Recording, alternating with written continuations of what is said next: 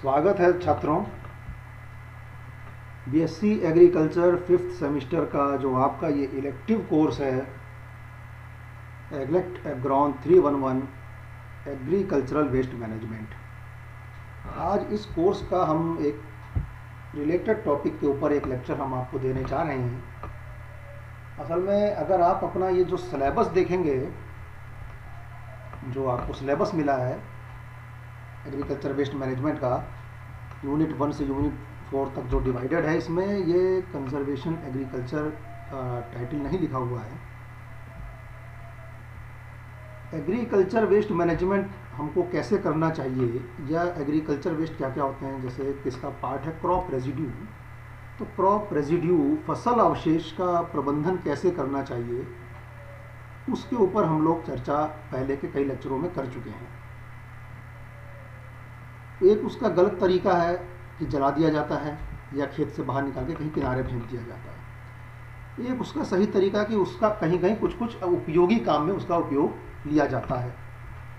तो उसका जो कृषि कचरे का कुछ कुछ उपयोगी काम में उपयोग लिया जाता है, उसके ऊपर भी हम कुछ चर्चा कर चुके हैं, कुछ हम आगे के लेक्चर्स में भी करेंगे कि कृषि कचरे का उपयोगी उपयोग कैसे हो सकता है।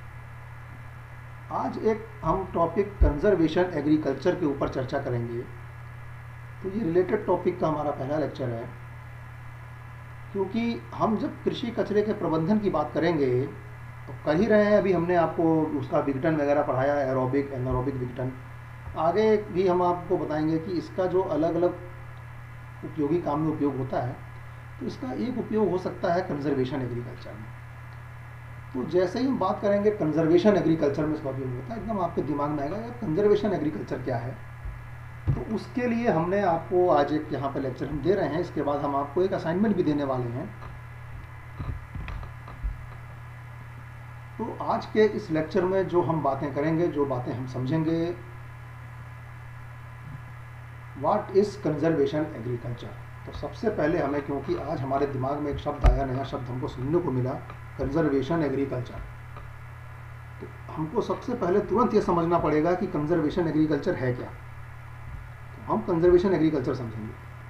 कंजर्वेशन एग्रीकल्चर का सिद्धांत क्या है, इसके ऊपर चर्चा होगी। क्योंकि हमको समझ में आता है कि अगर कंजर्वेशन एग्रीकल्चर क्या है, यानी कि एग्रीकल्चर, आपको पता है एग्रीकल्चर एक प्रैक्टिस है, जैसे आर्ट एंड साइंस।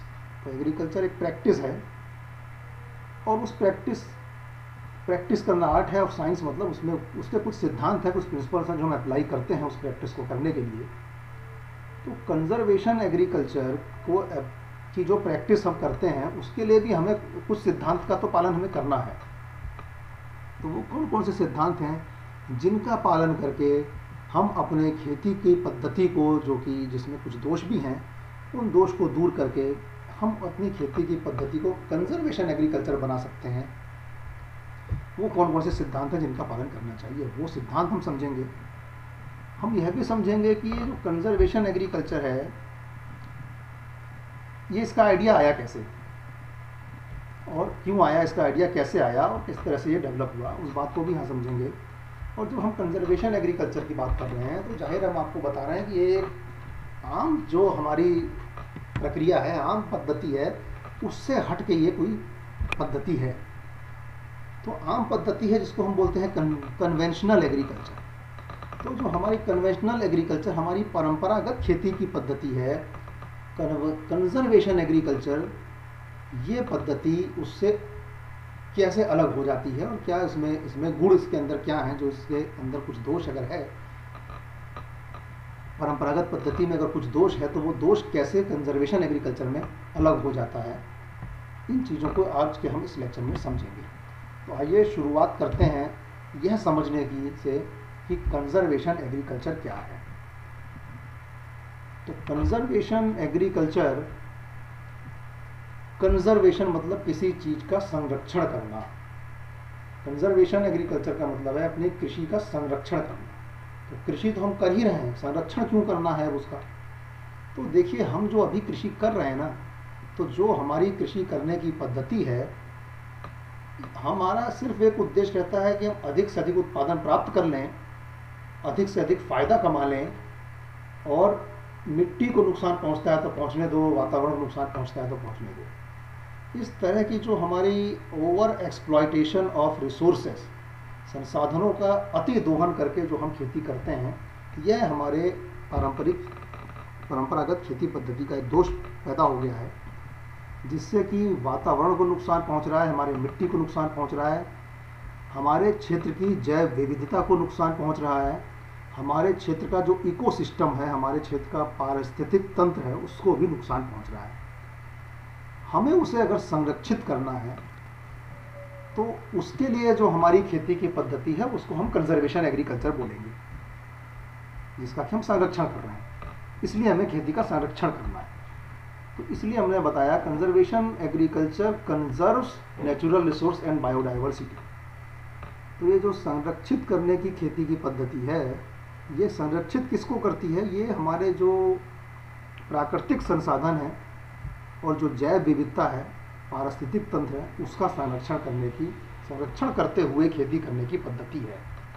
तो ये फार्मिंग सिस्टम है, खेती करने की पद्धति है, जो जमीन का नुकसान, खेती योग्य जमीन को नुकसान होने से बचाती है, और जो खेती योग्य जमीन अब तक हमारे दोषपूर्ण या परंपरागत खेती पद्धति से खराब हो चुकी है, उसका रीजनरेशन, उसका पुनरुद्धार करके उसको खेती योग्य बनाने की पद्धति भी है। तो ये अब कैसे की जाती है ये पद्धति जो हमारे जिसका हम पालन करते हैं, इसमें हम परमानेंट सॉइल कवर, हम मिट्टी की सतह को स्थायी रूप से ढक के ही रखते हैं। कभी कभार साल में कुछ थोड़े बहुत काम के लिए खुलती होगी तो खोलते हैं, नहीं तो हमें वो ढक के ही रखना है। मिनिमम सॉइल डिस्टर्बेंस, ये जो हम बार बार जुताई करते हैं, हल चलाना, हैरो चलाना, दुनिया भर का हम मिट्टी को उलट पुलट करके जो बहुत सारा मिट्टी को डिस्टर्ब करते हैं, ये हमको कम से कम करना है। और डाइवर्सिफिकेशन ऑफ प्लांट स्पीसीज, तो जो हमारे पास पौधों की हम प्रजातियां उगा रहे हैं, कभी कभी आप पंजाब या हरियाणा में जाइए और रबी के सीजन में तो आपकी जहाँ तक नज़र जाएगी सिर्फ गेहूँ नज़र आएगा। तो सिर्फ गेहूं नजर आएगा, मतलब ये एक मोनोक्रॉपिंग, एक फसलीय पद्धति हो गई कि पूरा क्षेत्र में गेहूं। तो ऐसा हमको नहीं करना है। हमको क्या करना है कंजर्वेशन एग्रीकल्चर में? हमको डाइवर्सिफिकेशन ऑफ प्लांट है, यानी कि हमें कई प्रजातियों के पौधे लगाने हैं।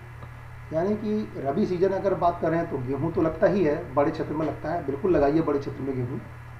लेकिन गेहूँ के साथ जौ भी लगाइए, जई भी लगाइए, चना लगाइए, मटर लगाइए, जो रबी की फसलें, या फिर मूली लगाइए, गाजर लगाइए, मटर लगाइए, सब्जियां लगाइए, इस तरह की चीज़ें हैं, गोभी है। तो कहने का मतलब ये हुआ कि किसान के पास खेत में या तो एक ही खेत में या एक ही किसान के कई खेत, सभी खेतों में अलग अलग फसलें होनी चाहिए। तो ये डाइवर्सिफिकेशन ऑफ प्लांट है। इससे क्या होता है कि जैव विविधता हमारी बढ़ती है और हमारे जो जैविक संसाधन हैं और प्राकृतिक संसाधन हैं उनकी विविधता भी बढ़ती है। ऐसा करने से मिट्टी की उर्वरा शक्ति भी बढ़ती है। जब मिट्टी की उर्वरा शक्ति बढ़ती है, जैव विविधता बढ़ती है, मिट्टी के जो जैविक क्रियाएं हैं वो बढ़ती हैं, तो जाहिर है मिट्टी के भौतिक गुण, मिट्टी के रासायनिक गुण, मिट्टी के जैविक गुणों में भी सुधार आता है। जब इसमें सुधार आता है तो मिट्टी के भौतिक गुण में जो सुधार आता है उससे मिट्टी के वाटर होल्डिंग कैपेसिटी, जल धारण क्षमता बढ़ती है। मिट्टी के जैविक गुण में सुधार आता है तो न्यूट्रिएंट जो मिट्टी के अंदर पोषक तत्व हैं उनका मिनरलाइजेशन ये बढ़ता है।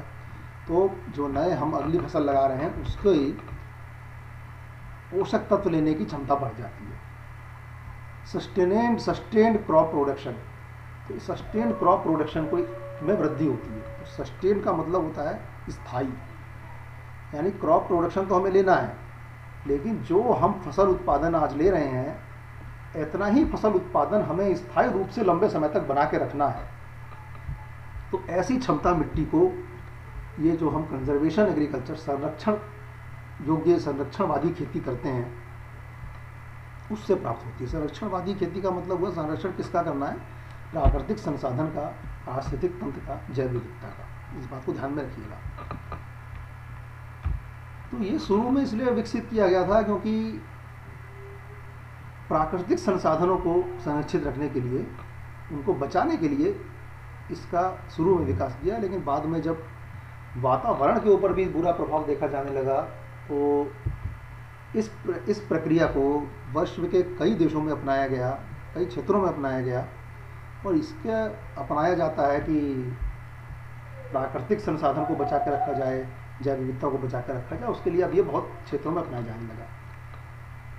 तो इतना सारा इसमें हम प्रैक्टिस करते हैं, ये हमारा उद्देश्य है करने का, ये हमारी प्रैक्टिस है करने की। तो यहाँ से लेकर इस पॉइंट तक हमने कंजर्वेशन एग्रीकल्चर, संरक्षणवादी जो खेती है, इसको समझा।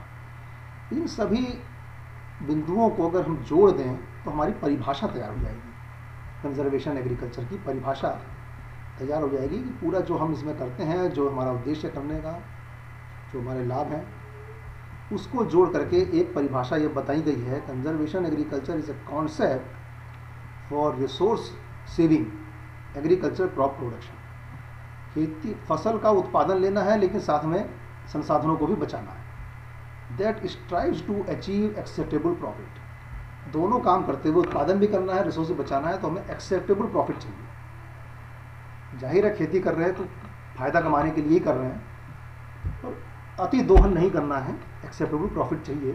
और इस उद्देश्य को, प्रॉफिट कमाने के उद्देश्य को, लाभ कमाने के उद्देश्य को साथ में जोड़ा हुआ है हाई एंड सस्टेनेबल प्रोडक्शन से। हाई प्रोडक्शन मिले ताकि लाभ आता रहे, सस्टेनेबल प्रोडक्शन मिले यानी लंबे समय तक स्थायी रूप से उतना प्रोडक्शन मिलता है, while concurrently conserving the environment, और वातावरण भी हमारा संरक्षित हो। इस उद्देश्य से ये पूरा कंजर्वेशन एग्रीकल्चर के सारे हमारे उद्देश्य इसके अंदर आ गए हैं। ये वो एक सिद्धांत है, कॉन्सेप्ट है, जिसके तहत हम ये कंजर्वेशन एग्रीकल्चर प्रैक्टिस करते हैं। यह सिद्धांत फूड एंड एग्रीकल्चर ऑर्गेनाइजेशन ने 2007 में दिया है। तो यहाँ पर आप ये भी देखेंगे कोई बहुत पुराना सिद्धांत नहीं है, 2007 में सिद्धांत आया है। तो आगे हम देखेंगे सिद्धांत क्यों आया, वो भी हम आपको बताएंगे। तो ये इसके घटक हैं। ये जो सिद्धांत है कंजर्वेशन एग्रीकल्चर का, इसके 3 प्रमुख घटक हैं। 3 प्रमुख घटक कौन कौन से हैं? परमानेंट सॉइल कवर, यानी कि हमारी मिट्टी को स्थायी रूप से हमको ढक के ही रखना है। Crop rotation and association. Crop rotation का मतलब होता है एक के बाद एक दूसरी फसल लेना। तो पहले हम एक फसल लेंगे, जैसे ही एक फसल खत्म होगी हम ज़्यादा दिन खेत छोड़ेंगे नहीं। जुताई उताई में बहुत समय वेस्ट नहीं करेंगे, क्योंकि जुताई तो हमें करनी है मिनिमम। तो तुरंत दूसरी फसल बो देंगे, क्रॉप रोटेशन हो गया। और एक सीजन में भी सिर्फ एक ही प्रजाति की पूरे खेत में एक प्रजाति की फसल बो दी, ऐसा नहीं करना है, हमें दूसरी फसल के साथ एसोसिएशन भी रखना है। तो ये एक बात यहाँ पर कंजर्वेशन एग्रीकल्चर का घटक है। तीसरा घटक है मिनिमम सॉइल डिस्टर्बेंस, यानी कि जैसा कि मैंने भी आपको बताया, फसल खत्म होने के बाद जुताई वगैरह में बहुत समय वेस्ट नहीं करना, बहुत ज़्यादा बार जुताई नहीं करनी, बिना जुताई किए बो दीजिए, वेल एंड गुड, लेकिन उसको बोलते हैं जीरो टिलेज। लेकिन मैं यहाँ पर जीरो टिलेज की बात नहीं कर रहा हूँ। जीरो टिलेज बिना जुताई किए बो दीजिए, पहली फसल काटिए और बिना जुताई किए दूसरी फसल लगा दीजिए, जीरो टिलेज। लेकिन जीरो टिलेज में कुछ समस्याएं कभी कभी आती हैं। जीरो टिलेज ठीक है, अच्छा है, मान सकते हैं, लेकिन जीरो टिलेज व्यवहार में अपना पाना पूरी तरह से थोड़ा कठिन हो जाता है। इसलिए मैं पूरी तरह से बहुत सख्त वकालत जीरो टिलेज की नहीं कर रहा हूँ। इसलिए मैंने यहाँ पर जीरो टिलेज ना लिख के मिनिमम सॉइल डिस्टर्बेंस, यानी हम मिनिमम टिलेज की बात कर सकते हैं। ठीक है, जीरो टिलेज नहीं, संभव नहीं है, मान लेते हैं, मिनिमम टिलेज करें ना। क्यों 5 जुताई करना, 6 जुताई करना किसी फसल की बुआई से पहले? 1 जुताई करके बोया जा सकता है। होने के बाद मल्चिंग कर देना है, फिर बाद में क्रॉप डिस्टर्बेंस करने जाना नहीं हमको सॉइल डिस्टर्ब करने के लिए, जैसा कि हम अपने परंपरागत खेती में करते हैं। बुआई कर देते, 5-6 जुताई करके बुआई कर देते हैं। उसके बाद 25 दिन बाद, 30 दिन बाद फिर पहुंच जाते हैं निराई गुड़ाई करके, खूब गुड़ाई करके, सेकेंडरी टिलेज करके, जिसे द्वितीय कर्षण क्रिया बोलते हैं, फिर मिट्टी को डिस्टर्ब करते हैं। तो वो नहीं करना है। करना पड़ता है कन्वेंशनल एग्रीकल्चर में, क्योंकि खरपतवार आ जाती है। लेकिन यहाँ खरपतवार नहीं आनी चाहिए, क्योंकि हम बात कर रहे हैं सॉइल कवर की। तो ये 3 घटक हमको कंजर्वेशन एग्रीकल्चर के 3 प्रमुख घटक हैं। Permanent soil cover, crop rotation and association, minimum soil disturbance. इन 3 घटकों का पालन करते हुए हमें गुड एग्रोनॉमिक प्रैक्टिस, हमें अच्छी खेती की पद्धति, अच्छे सस्य सिद्धांतों का पालन करना, अच्छे सस्य प्रक्रियाओं को अपनाना है खेती में। ऐसा करने से हमको इम्प्रूव्ड लिवलीहुड, जीवन शैली किसान की सुधरेगी, उत्पादन मिलेगा, लंबे समय तक अच्छा उत्पादन मिलेगा, तो जाहिर है फ़ायदा भी मिलेगा, वातावरण शुद्ध रहेगा, मिट्टी की स्थिति अच्छी रहे बनी रहेगी, तो जीवन यापन तो अच्छा होगा ही। और बेटर इन्वायरमेंट, तो बेटर इन्वायरमेंट हमारे को वातावरण को दूषित किए बिना ही खेती करनी है, ऐसा ये कंजर्वेशन एग्रीकल्चर का सिद्धांत है। और वातावरण को दूषित किए बिना खेती करनी है तो ये 3 घटक अपनाने पड़ेंगे। चौथा, combined with good agronomic practice. तो अब ये 3 घटक हमको कैसे अपनाने हैं और ये 3 घटक हमको कैसे कैसे क्या क्या फ़ायदा पहुंचा सकते हैं, वो हमने यहाँ इस डायग्राम में समझाया है। कंजर्वेशन एग्रीकल्चर के फायदे लिख करके हम सब पॉइंट लिख के भी समझा सकते थे, लेकिन ये सीमिट का बनाया हुआ डायग्राम है, सीमिट की साइड से लिया, और उसका हम आपको यहाँ पे भी रेफरेंस भी देने जा रहे हैं। तो आप रेफरेंस में आप उस सीमिट की साइड भी है दी गई है, वहाँ से आप इसको और पढ़ सकते हैं। What is crop diversification? Crop diversification का मतलब है एक ही सीजन में, एक ही समय में एक खेत पर 2 या 3 या कई तरह की फसलों को उगाना। ये मिक्स क्रॉपिंग भी हो सकता है, ये इंटर क्रॉपिंग भी हो सकता है, और मिक्स क्रॉपिंग इंटर क्रॉपिंग के अलावा ये डिफरेंट क्रॉपिंग भी हो सकता है, यानी कि एक खेत पर एक, दूसरे खेत पर दूसरी क्रॉप, तीसरे खेत पर तीसरी क्रॉप भी हो सकती है।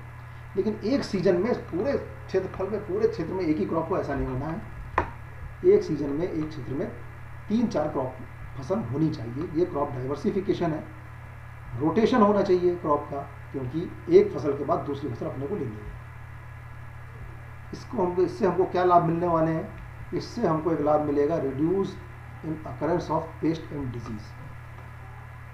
तो जब कई फसल एक क्षेत्र पे रहेगी तो कीट का प्रकोप और बीमारियों का प्रकोप कम होगा, हमारे प्रत्येक फसल पे कम होगा। वीड कंट्रोल का भी हमको इसमें लाभ मिलेगा, खरपतवार कम होंगे। देखिए, ये तीनों चीज़ें आपस में संबंधित हैं।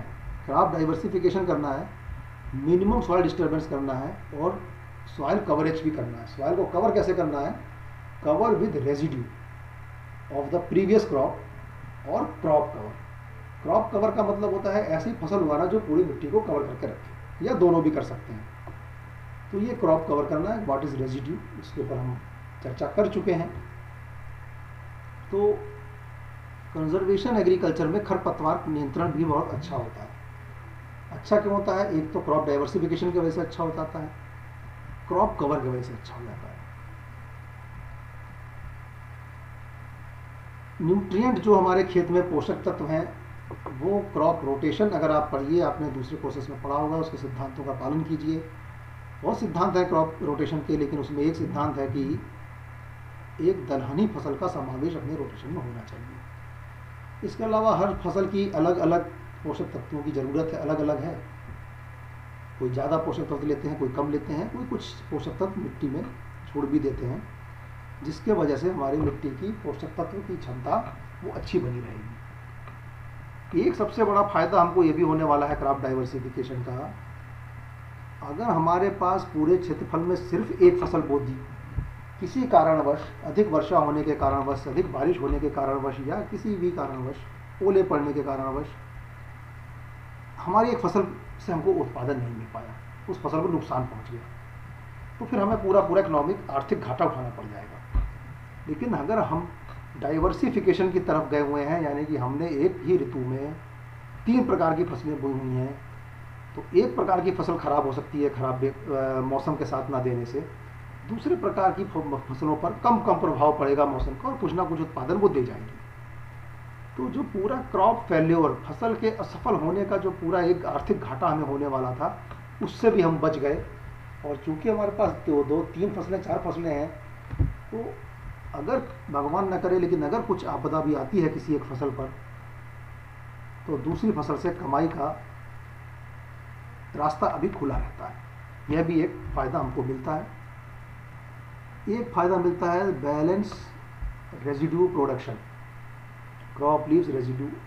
क्योंकि जब हमारे पास हमने डाइवर्सिफिकेशन कर दिया ना, हमने कई फसल लगा दी, तो ऐसा नहीं है कि पूरे क्षेत्रफल में गेहूं लगा है, गेहूं कटाई के बाद पूरे क्षेत्र में भूसा तैयार हो गया, अब कहाँ लेके जाएंगे उसको। यहाँ तो हमने अलग अलग फसलें लगाई हैं, भूसा भी कम मिलेगा, सूखे पत्ते भी कम मिलेंगे, डंठल कम मिलेगी, बाकी चीज़ें जो भी क्रॉप रेजिड्यू जो भी फसल अवशेष होता है डाइवर्सिफिकेशन में वैसे वो हमको अलग अलग प्रकार के मिलेंगे, तो एक बैलेंस रेजिड्यू प्रोडक्शन हमको मिलेगा। और रिड्यूस क्लाइमेट रिस्क भी, क्योंकि हम इन्वायरमेंट को सेव कर रहे हैं तो क्लाइमेट रिस्क भी कम होता है। दूसरा है मिनिमम सॉइल मूवमेंट। हमको जीरो टिलेज की तरफ नहीं भी अगर जाना है तो हमें मिनिमम टिलेज की तरफ जाना है। मिनिमम टिलेज करेंगे तो सॉइल को कॉम्पैक्ट होने से भी बचा सकते हैं और सॉइल सरफेस सीलिंग जो हो जाती है ना उसको भी बचा सकते हैं। इरोजन, क्योंकि जब जो 5-5, 6-6 जुताई करते हैं फसल से पहले तो पूरी मिट्टी लूज कर देते हैं, उसके बाद इरोजन उसका क्षय होने की मिट्टी के बहुत चांसेस है, बहुत क्षय होता है मिट्टी का। तो जब हम कम से कम डिस्टर्बेंस करेंगे सॉइल के ऊपर, मिनिमम टिलेज की तरफ जा रहे हैं, तो मिट्टी का भी इरोजन नहीं होगा, बचत होगी। ग्रीन हाउस गैसेस भी, उसका भी उत्सर्जन कम होगा। ये क्रॉप रेजिड्यू बर्निंग से भी संबंधित है। बैलेंस क्रॉप रेजिड्यू आ रहा है ना हमारे पास, तो ऐसे जलाने जाके नौबत नहीं आएगी। इम्प्रूव सॉइल फर्टिलिटी, मिनिमम जब हम डिस्टर्बेंस करेंगे तो इरोजन नहीं होगा, जला नहीं रहे हैं, बैलेंस क्रॉप रेजिड्यू आ रहा है, मिट्टी में इनकॉर्पोरेट हो रहा है, फर्टिलिटी बढ़ेगी। सॉइल कवर ये भी से संबंधित है, क्योंकि जब सॉइल कवर हमने कवर क्रॉप से किया तो फर्टिलिटी स्टोर होगी, या हमने जो क्रॉप रेजिड्यू है उससे भी सॉइल कवर कर दिया मल्चिंग के तौर पर। तो मल्चिंग जब हमने कर दी है क्रॉप रेजिड्यू की तो फर्टिलिटी स्टोर होगी, मल्चिंग के नीचे मॉइस्चर स्टोर होगा, मल्चिंग के नीचे जैव विविधता पनपेगी, सूक्ष्म जीव जो मिट्टी में पनपते हैं वो उनकी संख्या बढ़ेगी, तो मिट्टी की दशा सुधरेगी, मिट्टी की इन्फिल्ट्रेशन रेट बढ़ेगी, अवेलेबल सॉइल वाटर कंटेंट, मिट्टी की जल धारण क्षमता बढ़ेगी। और चूँकि सॉइल कवर है, मल्चिंग कर रखी है, क्रॉप रेजिड्यू जो था उसको जलाने की जरूरत नौबत नहीं आई, उसको नष्ट करने की नौबत नहीं आई, खेत से बाहर फेंकने की नौबत नहीं आई, हमने मल्चिंग कर दिया। तो जो इवेपोरेशन लॉस होता है खेत से हमारे, वो नहीं होगा, तो जल भी यानी कि मॉइस्चर भी कंजर्व होगा हमारे रूट जोन में, नीचे मिट्टी के नीचे, मल्च के नीचे मिट्टी में मॉइस्चर भी कंजर्व होगा। Less water and wind erosion, water और विंड इरोजन भी कम होगा क्योंकि कवर है। एक इरोजन कम क्यों होगा? क्योंकि डिस्टर्ब नहीं किया सॉइल को। दूसरा इरोजन इसलिए कम होगा क्योंकि कवर है। इंक्रीज बायोलॉजिकल एक्टिविटी, मिट्टी के नीचे जो जैविक क्रियाएं हैं, जो हमारे सूक्ष्म जीव पनपते हैं, उनकी संख्या बढ़ेगी। मिट्टी में कार्बनिक पदार्थ बढ़ेगा। कार्बनिक पदार्थ इसलिए भी बढ़ेगा क्योंकि जो क्रॉप रेजिड्यू है, फसल अवशेष है, उसको हमने मिट्टी के ऊपर मल्चिंग करके छोड़ा है। वो धीरे धीरे करके सड़ेंगे, जैव विविधता, सूक्ष्म जीव उसको सड़ा करके उससे न्यूट्रिएंट धीरे धीरे मिट्टी में ऐड होता रहेगा, मिट्टी में कार्बन कंटेंट बढ़ेगा, ऑर्गेनिक मैटर बढ़ेगा। ये चीज़ें हमको सारे फायदे जो संरक्षणवादी खेती है उससे हमको मिलेंगे। तो ये संरक्षणवादी खेती का जो आइडिया है ये कहाँ से आया? ये आइडिया देखिए बहुत पुराना नहीं, हमने आपको बताया 2007 में तो FAO ने इसकी डेफिनेशन बनाई है, इसकी परिभाषा बनाई है। असल में ये जो हम अधिक लाभ कमाने के उद्देश्य से बहुत एक्सटेंसिव हम जो खेती करते थे, हम प्राकृतिक संसाधनों का अति दोहन करके खेती कर रहे थे, तो इससे वातावरण को नुकसान पहुंच रहा था, प्राकृतिक संसाधनों को नुकसान पहुंच रहा था। और क्लाइमेट चेंज 2005-6 तक, 2001 से लेकर के 2006 तक के बीच में, और आजकल भी क्लाइमेट चेंज के ऊपर बहुत बात हो रही है, तो क्लाइमेट चेंज एक अनुभव किया गया। ये पाया गया कि ये क्लाइमेट चेंज, वातावरण में परिवर्तन क्यों हो रहा है? क्योंकि हम लोग बहुत अति दोहन कर रहे हैं। तो ये जो हमारे परंपरागत खेती की पद्धति, तो उसमें दोष आ गया। तो एक सस्टेनेबल फार्मिंग की बात की गई कि एक फार्मिंग पद्धति, हमारी खेती की पद्धति ऐसी होनी चाहिए कि ये लंबे समय तक स्थायी बनी रहे। जब इस पद्धति की बात हुई तो ये पद्धति यहाँ पे सोचा गया कि ये पद्धति ऐसी होनी चाहिए जो increase resilience to climate change, ये वातावरण बदलाव के प्रति सहनशील हो और जैव विविधता को बचा के रख सके और लंबे समय तक प्राकृतिक संसाधनों की वाइटलिटी को भी बना के रख सके। तो इस सस्टेनेबल जो फार्मिंग का गोल था, इसको प्राप्त करने के लिए यह पूरा सिद्धांत का गठन हुआ कि ये सिद्धांत कंजर्वेशन एग्रीकल्चर है, संरक्षणवादी कृषि है।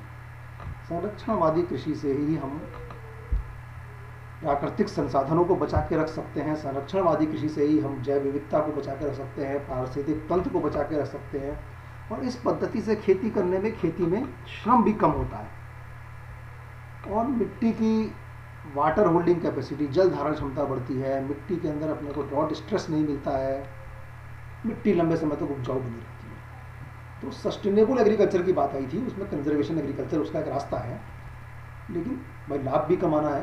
तो ये हुआ कि सस्टेनेबल इंटेंसिफिकेशन करना है। इंटेंसिफिकेशन करना है यानी कई फसलें उगाइए, साल भर में 2 या 3 फसलें उगाइए, लेकिन सस्टेनेबल स्थायी खेती वाली पद्धति से करिए। तो कंजर्वेशन एग्रीकल्चर वो एक रास्ता दिखाता है जिसमें अपने को उपज भी मिलती रहे, वातावरण भी संरक्षित रहे, पारिस्थितिक तंत्र भी हमारा संरक्षण रहे और अपने को लंबे समय तक खेती करने का उद्देश्य अपने को पूरा हो। तो ये हमको कंजर्वेशन, संरक्षणवादी खेती से मिलता है। तो संरक्षणवादी खेती जो है, ये प्रैक्टिस जो है सस्टेनेबल इंटेंसिफिकेशन को बढ़ावा देती है, या उसको सस्टेनेबल इंटेंसिफिकेशन को बढ़ावा देने के लिए कंजर्वेशन एग्रीकल्चर हमें रास्ता दिखाता है।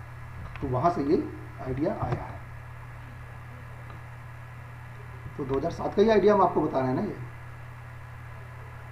तो इसके पहले जो अब तक होता रहा है, जो हमारी परंपरागत खेती, उसमें क्या दोष है और कंजर्वेशन एग्रीकल्चर हमें क्यों, कैसे फायदा पहुंचा सकता है, उसको हम यहाँ समझ लेते हैं, उन दोनों की तुलना। तो प्रैक्टिस क्या है? प्रैक्टिस ये है कि परंपरागत खेती में हम मिट्टी को बहुत डिस्टर्ब करते हैं, 5 जुताई 6 जुताई की बात होती है। कंजर्वेशन एग्रीकल्चर में मिनिमम टिलेज की बात होती है। क्रॉपिंग सिस्टम, परंपरागत खेती में पूरे क्षेत्रफल में एक ही फसल लगा दी जाती है, कंजर्वेशन एग्रीकल्चर में कई प्रकार की फसलें लगाने की बात की जाती है। रेजिड्यू मैनेजमेंट, कन्वेंशनल एग्रीकल्चर, परंपरागत खेती में फसल अवशेष को जलाना एक बड़ी आसान प्रक्रिया है। खट से बिना सोचे, इसका प्रभाव सोचे बिना खट से लोग जला देते हैं। कंजर्वेशन एग्रीकल्चर में जलाने की नौबत ही नहीं आती है, क्योंकि उसका तो उपयोग हो रहा है, मल्चिंग के तौर पे उपयोग हो रहा है, क्रॉप कवर के तौर पे उपयोग हो रहा है, और फिर वो खाद बन के भी, FIM बन के भी खेत में मिल रहा है। तो जलाने की नौबत नहीं आती है। इरोजन, मिट्टी का इरोजन कन्वेंशनल एग्रीकल्चर में, परंपरागत खेती में ज़्यादा होता है, लेकिन संरक्षणवादी खेती में हम अपनी मिट्टी के इरोजन को बचा सकते हैं। मिट्टी की जो भौतिक गुण हैं वो परंपरागत खेती में बिगड़ते चले जाते हैं साल दर साल, लेकिन कंजर्वेशन एग्रीकल्चर, संरक्षणवादी खेती में ये मिट्टी के गुण बेहतर बनते जाते हैं साल दर साल। मिट्टी की जो जैविक क्रियाएं हैं, ये संरक्षणवादी एक खेती में साल दर साल बढ़ती चली जाती हैं, लेकिन परंपरागत खेती में ये नष्ट होती जाती हैं। वाटर इन्फिल्ट्रेशन, मिट्टी का जो पानी का अंतःसरण होता है मिट्टी में, ये क्षमता परंपरागत खेती में कम हो जाती है, लेकिन संरक्षणवादी खेती में मिट्टी के अंतःसरण, पानी के अंतःसरण की क्षमता ये बढ़ जाती है। मिट्टी में कार्बनिक पदार्थों की मात्रा भी परंपरागत खेती में कम हो जा रही है, लेकिन संरक्षणवादी खेती में हम देख रहे हैं कि हमारे साल दर साल मिट्टी में कार्बनिक पदार्थों की मात्रा बढ़ रही है। परंपरागत खेती में खरपतवार नियंत्रण के लिए हम लोग एक वायलेंट तरीका इस्तेमाल करते हैं कि हमें रसायन का स्प्रे करके उसको नष्ट करना है, लेकिन संरक्षणवादी खेती में खरपतवार की समस्या ही बहुत कम है, क्योंकि कवर है। रेजिड्यू को हमने मल्चिंग के तौर पर इस्तेमाल किया है। डीजल यूज की कॉस्ट परंपरागत खेती में ज़्यादा है, लेकिन संरक्षणवादी खेती में कम है। प्रोडक्शन कॉस्ट भी परंपरागत खेती में ज़्यादा है, लेकिन संरक्षणवादी खेती में कम है। टाइमलाइन की भी दिक्कत आती है। संरक्षणवादी खेती में हमको टाइमलाइन फिक्स मिलता है कि हमको उस टाइमलाइन पर बुआई कर लेनी है, क्योंकि सब फसल का चक्र हमने बना रखा है। लेकिन परंपरागत खेती में बुआई कभी कभी डिले जाती है।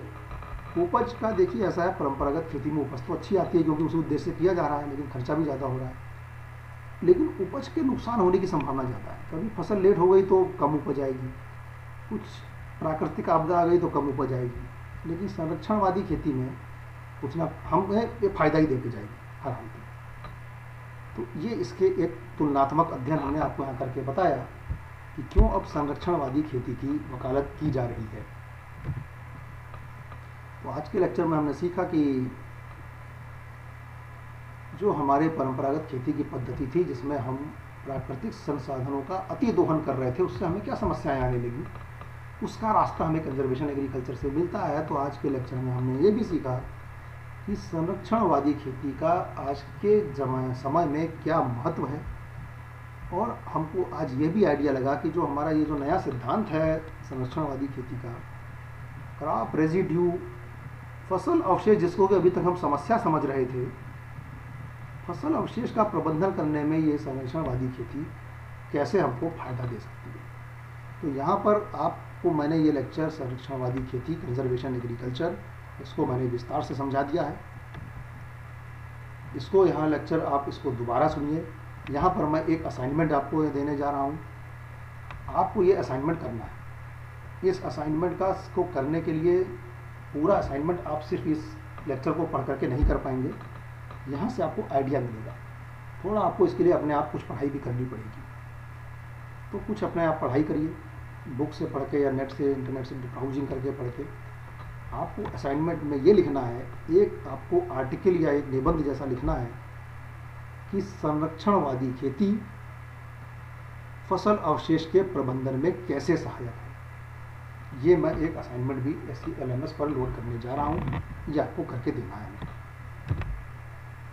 इसको और समझने के लिए आप ये दो हमारे पर आपको हमने रेफरेंस दिए हैं, इसको पढ़ के आप ये समझें। तो सिमिट का रेफरेंस है, सिमिट का जो मैं आपको बता रहा था, इन्होंने बहुत अच्छा लिखा हुआ है संरक्षणवादी खेती के ऊपर। और एक किताब है, किताब का नाम है conservation agriculture for advancing food security in changing climate. इस किताब के अंदर एक चैप्टर है conservation agriculture for restoration of degraded land and advancing food security, today and tomorrow's printers and publishers. ये किताब है, नई दिल्ली से आती है, इसका वॉल्यूम 1 में ये है। इसको आप पढ़ के इसको और समझ सकते हैं। धन्यवाद दोस्तों।